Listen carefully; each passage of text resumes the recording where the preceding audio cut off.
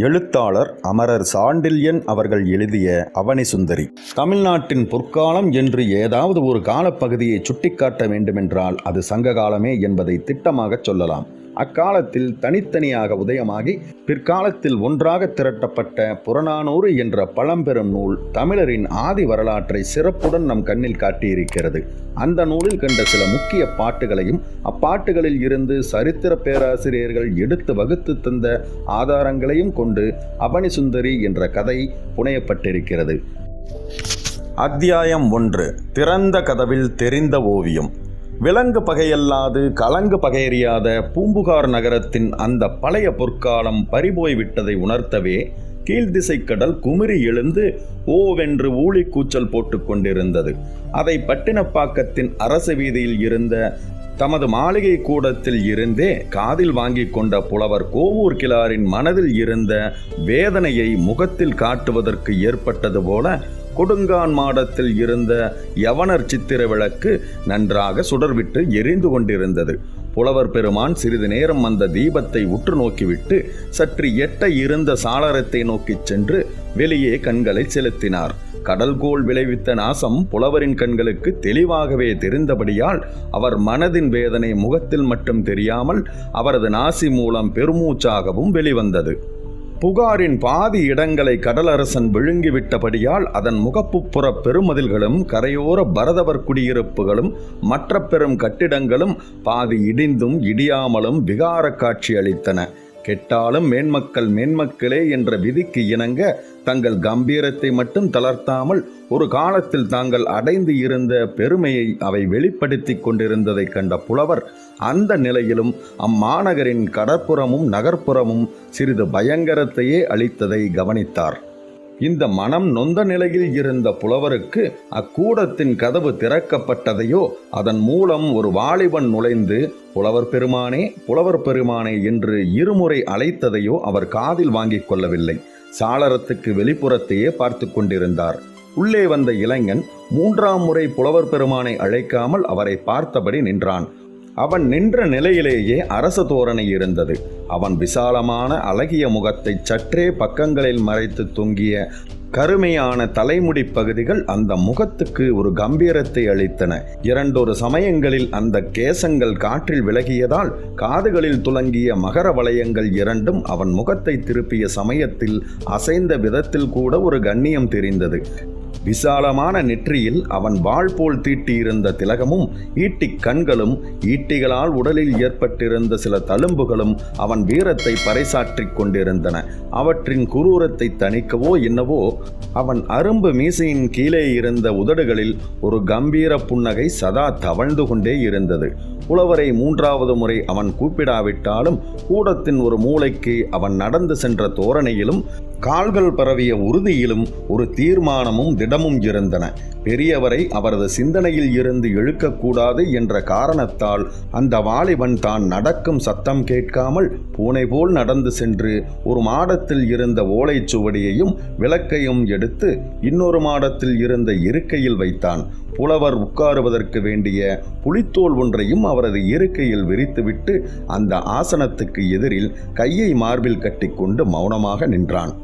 தீபம் இடம் மாறியதால் திடீரென்று தமது பக்கத்தில் இருந்த ஒளி மறைந்த காரணத்தினால் புலவர் கோவூர் கிழார் சற்றென்று திரும்பினார்.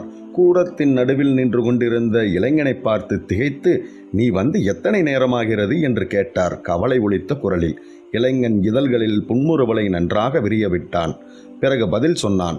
"அதிக நேரமாகவில்லை" என்றான். மேற்கொண்டு புலவர் கேள்வி ஏதும் கேட்காமல் ஆசனத்தில் இருந்த ஓலைச்சுவடியையும் பார்த்து விளக்கையும் பார்த்தார். அவர் பார்வை பின்பு இளைஞனின் இடுப்பில் நிலைத்தது. அதில் வழக்கமாக இருந்த வாள் இல்லை. அதற்கு பதிலாக நீண்ட எழுத்தாணி ஒன்று விலை உயர்ந்த கற்கள் பதித்த பிடியுடன் காணப்பட்டது. அதை கண்ட புலவர் பெரிதாக சிரித்தார். இளைஞன் புலவரை நோக்கி தலை தாழ்த்தி வணங்கினான். பிறகு கேட்டான், "ஆசிரியர் நகைப்பிற்குண்டான காரணம் புரியவில்லையே" என்று. "வாளை காணோம்" என்றார் புலவர். "ஆம்." "பதிலுக்கு எழுத்தாணி இருக்கிறது." "ஆம்." "அது இருக்கும் இடத்தில் இது இருக்க காரணம்?" "அதைவிட வலிமை வாய்ந்தது. அது செய்யும் தொழிலை நிரந்தரமாக்குவது" என்றான்.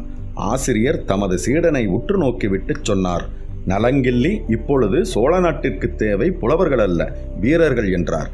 நலங்கிள்ளியின் முகத்திலும் புன்முறுவலின் சாயை மறைந்து சற்று துன்ப ரேகை படர்ந்தது. புலவர் பெருமானே, வாழ் சாதிப்பது அதிகமல்ல, அதை நீங்கள் இதுவரை நோக்கிக் கொண்டிருந்த நாற்புறமும் நிரூபித்திருக்கிறது. புகாரின் முகப்பு பகுதி புறக்கண்ணில் இருந்து மறைந்து விட்டது. ஆனால் அகக்கண்களில் இருந்து மறையாத, காலத்தால் அழிக்க முடியாத காட்சிகளைத்தானே நீங்கள் பாடம் சொல்லிக் கொடுக்கிறீர்கள். அவற்றை எழுதி வைத்த புலவர்கள் சிறந்தவர்கள் அல்லவா என்று கேட்டான் சோழனான நலங்கிள்ளி. புலவர் ஆம் என்பதற்கு அறிகுறியாக தலையசைத்தார். பிறகு சற்று எட்டச் சென்று ஒரு மாடத்தில் இருந்த தமது தலைப்பாகையை அணிந்து கொண்டு கூடத்தின் மத்திக்கு வந்து ஆசனத்தில் அமர்ந்து கொண்டார். இளவரசனும் மேற்கொண்டு பேச்சு கொடுக்காமல் ஓலைச்சுவடுகளை எடுத்துக்கொண்டு விளக்கின் பக்கத்தில் அடக்கமாக அமர்ந்து இடைக்கச்சையில் இருந்த எழுத்தாணியை உருவி கையில் பிடித்து கொண்டான். புலவர் சற்று நேரம் கண்களை மூடிக்கொண்டு தியானத்தில் இருந்தார். பிறகு கண்களை திறந்து எதிரே அடக்கத்துடன் உட்கார்ந்திருந்த சீடனை குனிந்து நோக்கி, இளவரசனே, நேற்று எதுவரை எழுதியிருக்கிறாய் என்று கேட்டார். என் மூதாதையர் கரிகார் பெருவளத்தான் தோல்வழி தீர எதிரிகளை வென்ற கதை வரை எழுதியிருக்கிறேன் என்றான் நலங்கிள்ளி. சரி, மேற்கொண்டு எழுதிக்கொள் என்ற புலவர் மனப்பாடத்தில் இருந்ததை அலட்சியமாக உதிர்க்கத் தொடங்கினார். வடவர் வாட குடவர் கூம்ப தென்னவன் திரள் கெட என்ற பட்டினப்பாலை பகுதியை மறுபடியும் சொல்லிவிட்டு வடநாட்டு அரசர்களையும் சேரமானையும் பாண்டியனையும் கரிகாலன் முறியடித்த வரலாற்றை விளக்கலானார். இப்படி அவர் சுவடியின் உதவியின்றி மனப்பாடத்திலேயே பாடம் சொல்வதை கேட்டு நலங்கிள்ளி வியந்தாலும் எழுதுவதை நிறுத்தாமல் எழுத்தாணியை துரிதமாக ஓட்டிக்கொண்டே சென்றான். புலவரும் மடை திறந்தது போல பட்டினப்பாலை பகுதிகளை சொல்லிக் கொண்டு சென்றவர் திடீரென ஒரு பகுதியில் நிறுத்திவிட்டு, நலங்கிள்ளி, ஒரு முக்கியமான விஷயம் மறந்துவிட்டேன் என்றார்.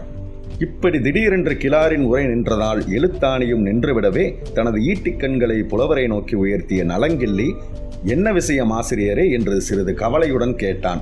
ஏதோ முக்கிய காரணம் இல்லாமல் பாடத்தை பாதியில் ஆசிரியர் நிறுத்த மாட்டார் என்ற நினைப்பு அவன் மனதில் இருந்தது. புலவர் உடனடியாக பதில் சொல்லாமல் சிறிது சிந்தனையில் ஆழ்ந்தார். பிறகு அவராக விஷயத்தை சொல்லாமல், நெடுங்கிள்ளியிடம் இருந்து செய்தி ஏதாவது வந்திருக்கிறதா என்று கேட்டார். எதற்காக புலவர் கேட்கிறார் என்பதை உணராமல், இல்லை, ஏதும் வரவில்லை என்றான் நலங்கிள்ளி.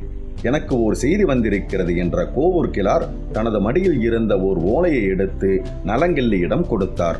நலங்கிள்ளி அதை பிரித்து படித்தான். பிறகு ஏதும் புரியாமல் புலவரை ஏறெடுத்து நோக்கினான். என்ன எழுதியிருக்கிறது அதில் என்று கேட்டார் புலவர். நலங்கிள்ளி ஓலையின் மீது கண்களை ஓட்டி, நெடுங்கிள்ளியின் அரண்மனைக்கு அவனிசுந்தரி வந்திருக்கிறாள் என்று சற்று சத்தமாகவே படித்தான். ஆனால் அவன் முகத்தில் குழப்பமே இருந்தது. இன்னும் புரியவில்லையா உனக்கு என்று கேட்டார் புலவர். புரியவில்லை. யார் இவள் அவனிசுந்தரி? கன்னட நாட்டவள். இருந்தால் என்ன, நிகரற்ற அழகுடையவள். அப்படியா? அது மட்டுமல்ல, வேறு என்ன? சோழ நாட்டை பிடிக்க வந்த சனியன். இதை கேட்ட நலங்கிள்ளியின் முகத்தில் வியப்பு வந்தது. சற்று விரிவாகச் சொல்லுங்களேன் என்று கேட்டான் பணிவுடன். பிறகு சொல்கிறேன், எழுது என்று சொன்ன புலவர் பட்டினப்பாலையை மேலும் சொல்ல இளவரசன் எழுதி கொண்டே போனான். அந்த சமயத்தில் அந்த மாமணி கூடத்தின் பக்கக்கதவு லேசாக திறக்கப்பட்ட ஒலி கேட்டு பாடம் சொல்வதை நிறுத்தாமலேயே கண்களை அந்த பக்கம் திருப்பிய கோவூர் கிழாரின் முகத்தில் மிதமிஞ்சிய திகில் படர்ந்தது. அவர் கண்களுக்கு எதிரே கதவை ஒரு கையால் பிடித்த வண்ணம் நின்றிருந்தால் ஓர் அழகி. அவளை கண்டதால் அவர் வாயடைத்து போனாலும் நலங்கிள்ளி மட்டும் தனது முகத்தை உயர்த்தவில்லை. புலவர் வாயில் இருந்த வார்த்தைகள் ஏதும் சில வினாடிகள் வராது போகவே, புலவர் பெருமானே என்று அழைத்து தலையை சற்றே நிமிர்ந்தான். அவர் கண்களை அவன் கண்களும் தொடர்ந்தன. பாதி மட்டும் திறந்த கதவை ஒட்டி நின்ற அழகிய ஓவியம் அவனை திக்பிரமையடையச் செய்துவிட்டது. அந்த பிரம்மையின் விளைவாக, யார் இது புலவரே என்று கேட்கவும் செய்தான். வெறுப்புடனும் பயத்துடனும் உதிர்ந்தன புலவர் வாயில் இருந்த சொற்கள். இவள்தான் அவனிசுந்தரி.